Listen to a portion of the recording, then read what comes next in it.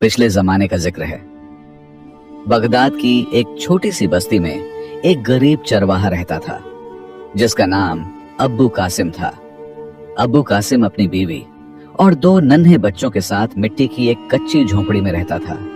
जिंदगी उसके लिए आसान न थी, मगर उसके दिल में हमेशा शुक्र का चिराग जलता रहता और उसका एक ही मकसद होता कि जिंदगी चाहे कितनी भी मुश्किल क्यों ना हो जाए, वह हमेशा हलाल रोजी कमाने को तरजीह देगा। अब्बू कासिम के पास दुनिया की दौलत में से कुछ न था, सिवाय चंद दुबली पतली बकरियों के, जिनका दूध बेचकर वह अपने घर का चूल्हा जलाया करता। रोज सुबह वह सूरज निकलने से पहले उठता, वुजू करता, फज्र की नमाज अदा करता, फिर झोंपड़ी के बाहर पड़ी पुरानी लकड़ी की बाल्टी में बकरियों का दूध निकालता। उसकी बीवी, जो एक नेक और साबिर औरत थी, वह घर के कामों में मशगूल रहती और बच्चों की परवरिश करती।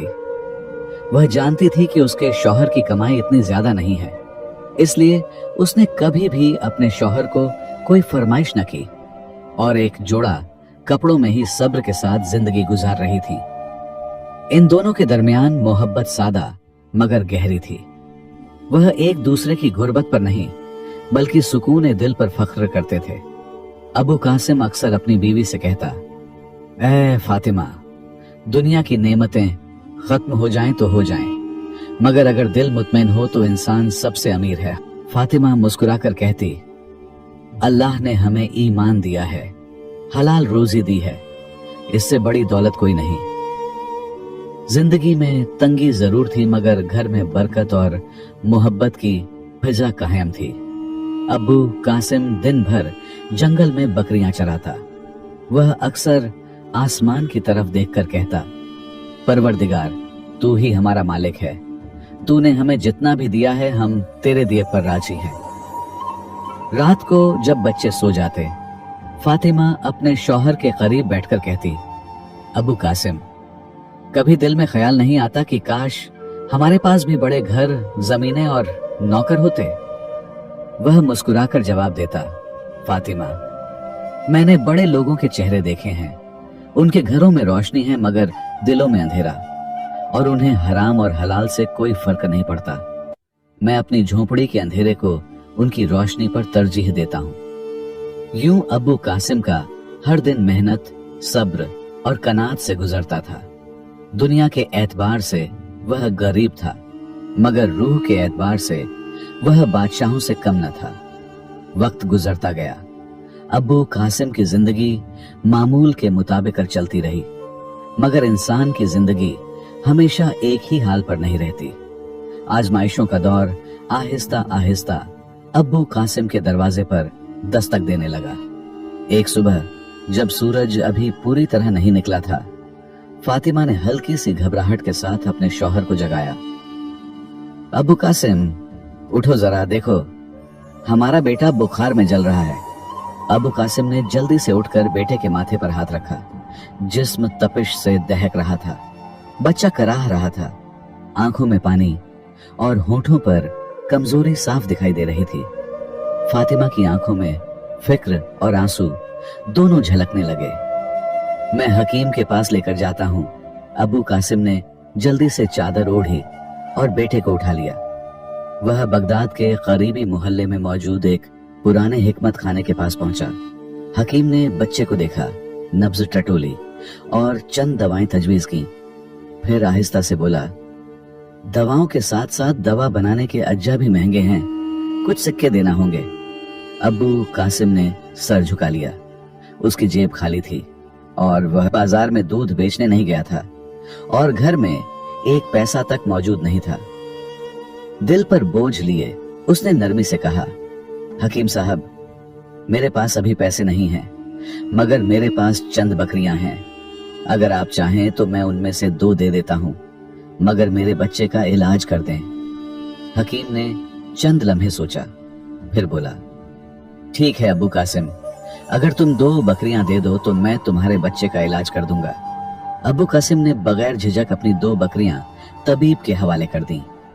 उसकी आंखों में सिर्फ अपने बच्चे की जिंदगी की फिक्र थी, माल या नुकसान की नहीं। हकीम ने दवा दी, जड़ी बूटियां तैयार की और चंद दिन के इलाज के बाद बच्चा सेहतयाब हो गया। फातिमा ने शुक्र के आंसू बहाए और कहा, अल्लाह ने बड़ा करम किया, हमारा बेटा बच गया। अब्बू कासिम ने खामोशी से आसमान की तरफ देखा और बोला, अल्लाह का शुक्र है, बकरियां चली गईं तो क्या हुआ, औलाद सलामत है, यही सबसे बड़ी नेमत है। यूं अब्बू कासिम की आजमाइश का पहला मरहला खत्म हुआ, मगर किस्मत की किताब में अभी और इम्तिहान दर्ज थे जो आहिस्ता आहिस्ता उसके रास्ते में आने वाले थे।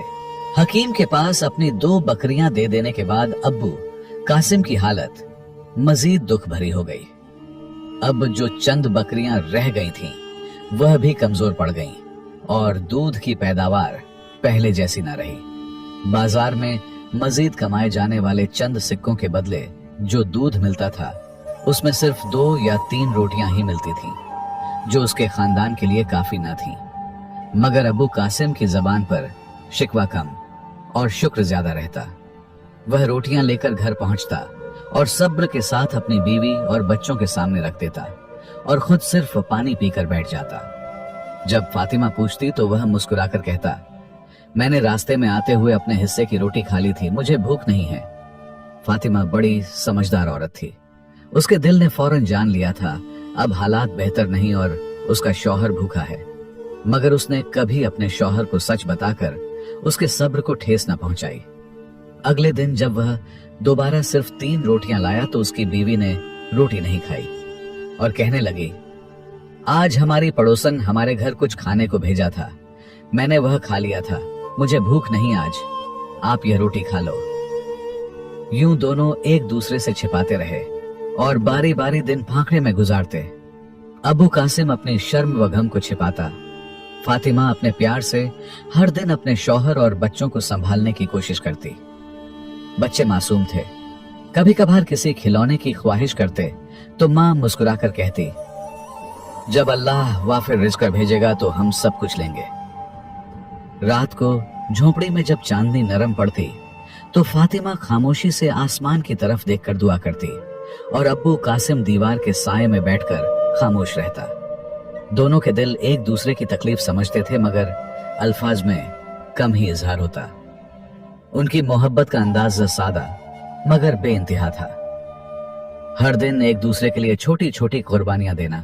इस तरह हालात में सख्ती बढ़ी, मगर घराना एक दूसरे की हिफाजत में बंधा रहा।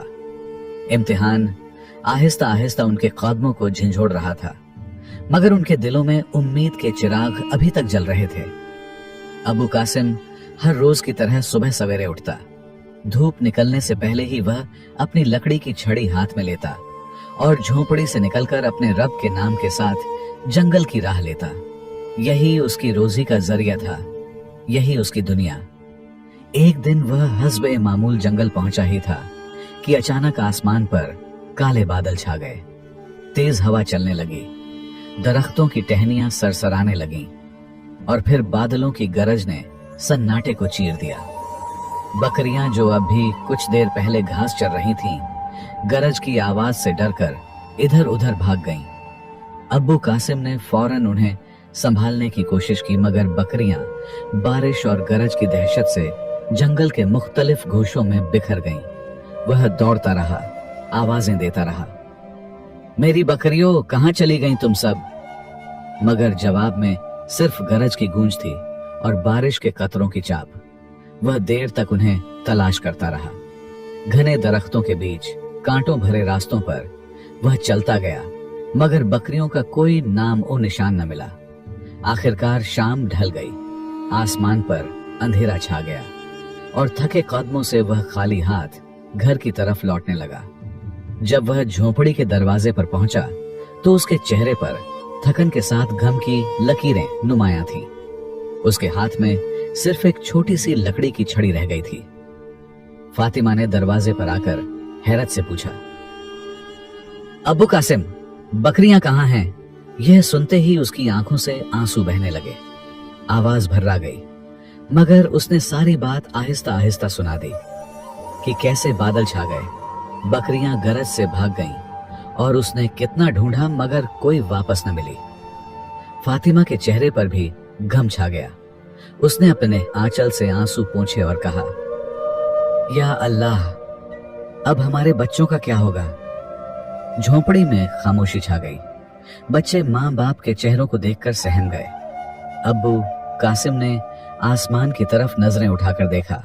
उसके लब हिले मगर आवाज नहीं निकली। वह दिल ही दिल में अपने रब से फरियाद कर रहा था।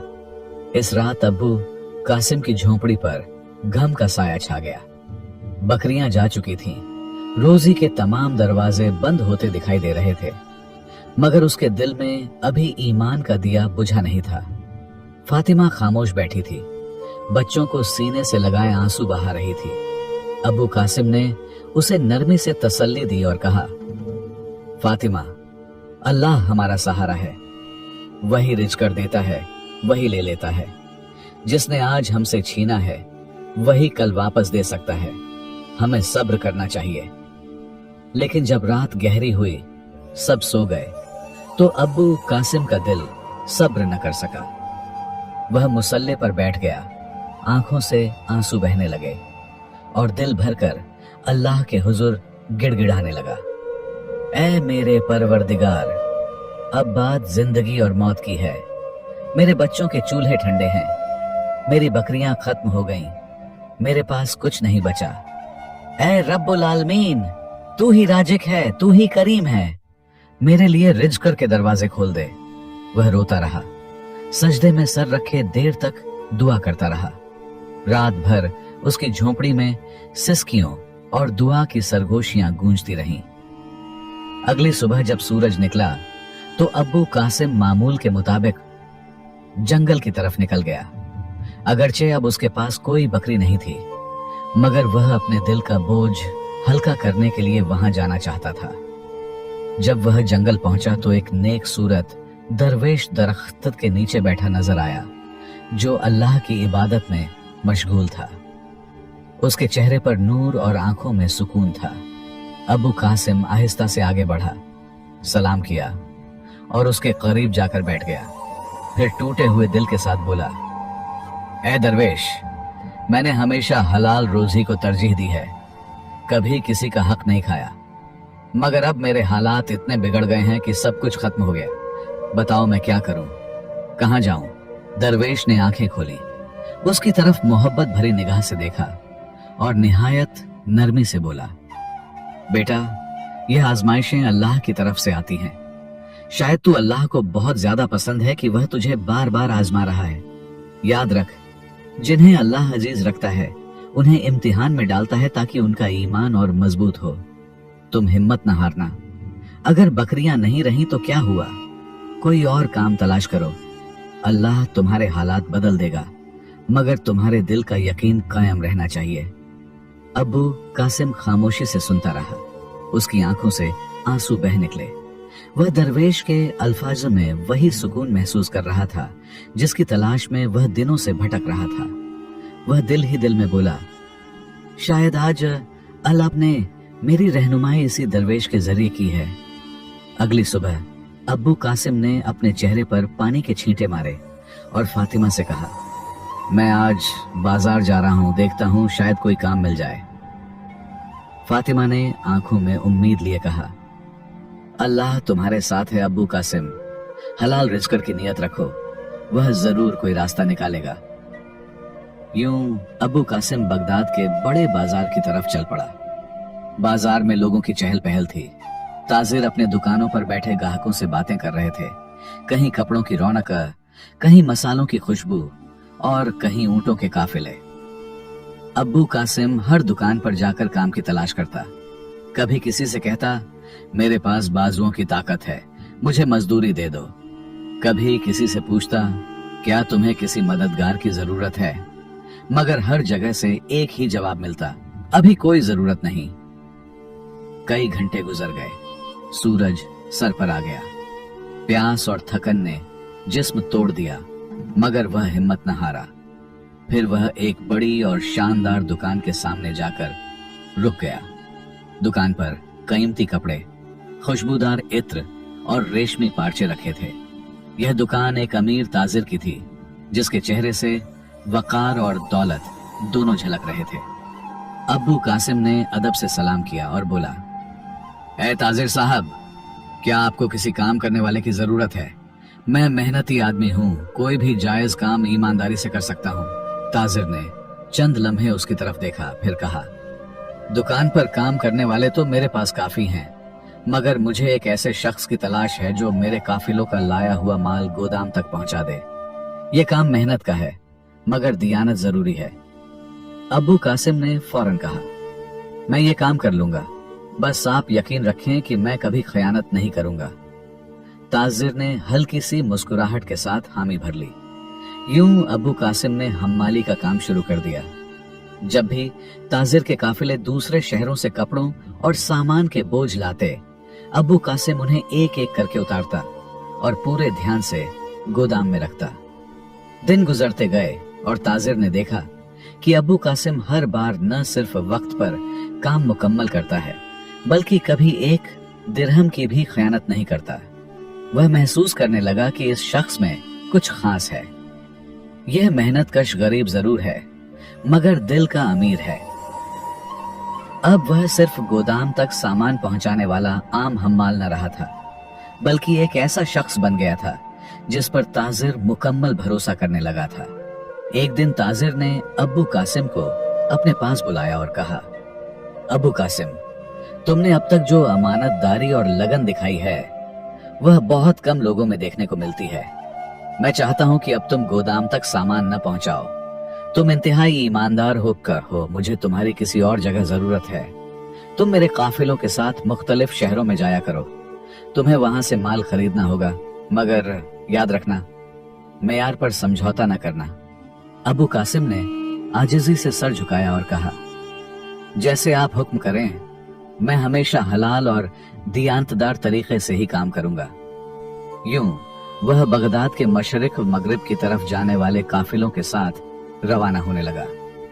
वह दूर दराज शहरों में जाता, ताजिर के लिए कपड़े, मसाले, सूखे मेवे और दीगर सामान इंतहाई मेयारी मगर सस्ते दामों खरीदता। उसकी निगाह तेज थी, नीयत साफ थी और दिल में सिर्फ रिज़्क़ हलाल की तलब थी। जब काफिले वापस आते तो ताजिर देखकर हैरान रह जाता कि जो माल अब्बू कासिम लाया है वह न सिर्फ आला मेयार का है, बल्कि कीमत में भी दूसरों के मुकाबले में आधा है। यूं ताजिर का कारोबार दिन दोगुना और रात चौगुना बढ़ने लगा। नफा बढ़ा, ग्राहकों की तादाद में इजाफा हुआ और मुनाफे की शरह दोगुनी हो गई। ताजिर अक्सर सोचता, यह सब कुछ अब्बू कासिम की ईमानदारी और समझदारी की बदौलत हुआ है। अगर यह ना होता तो मेरा कारोबार कभी इतना ना बढ़ता। आखिर एक दिन उसने फैसला किया कि वह अब्बू कासिम की खिदमत का असल हक अदा करेगा। उसने अब्बू कासिम को अपने पास बुलाया और मुस्कुराते हुए कहा, अब्बू कासिम, तुमने मेरा कारोबार संवार दिया। तुम जैसे दियानतदार लोग कम ही मिलते हैं। मैं चाहता हूं कि अब तुम और तुम्हारा खानदान आराम व इज्जत की जिंदगी गुजारो। फिर उसने अब्बू कासिम के लिए एक नया घर बनवाया जिसमें तमाम आसाइशें थीं। फातिमा की आंखों से खुशी के आंसू बह निकले। बच्चे घर में दौड़ने लगे और झोंपड़ी के दिन एक खुशहाल जिंदगी में बदल गए। ताजिर ने न सिर्फ अब्बू कासिम को रहाइश दी, बल्कि उसे अपने कारोबार में शरीक भी कर लिया। अब अब्बू कासिम महज एक मजदूर नहीं, बल्कि एक शरीक कार था, इज्जत, सुकून और खुशहाली के साथ। उसकी आंखों में तशक्कुर के आंसू थे और लबों पर वही जुमला जो वह हर हालत में कहा करता था, अल्हम्दुलिल्लाह रब्बुल आलमीन, जिसने सब्र का सिला दिया और रिज़्क़ के दरवाजे वहीं से खोल दिए जहां से उम्मीद भी न थी। दोस्तों, इस कहानी से हमें यह सबकर मिलता है कि जो शख्स हलाल रिज़्क़ की तलाश में मेहनत करता है और हर हालत में दियानतदार रहता है, अल्लाह ताला उसके लिए रिज़्क़ के वह दरवाजे खोल देता है जिनका वह तसव्वुर भी नहीं कर सकता। अब्बू कासिम ने गुर्बत और मुश्किलात के बावजूद हलाल रिज़्क़ की कोशिश जारी रखी और यही उसकी जिंदगी बदलने की असल वजह बनी।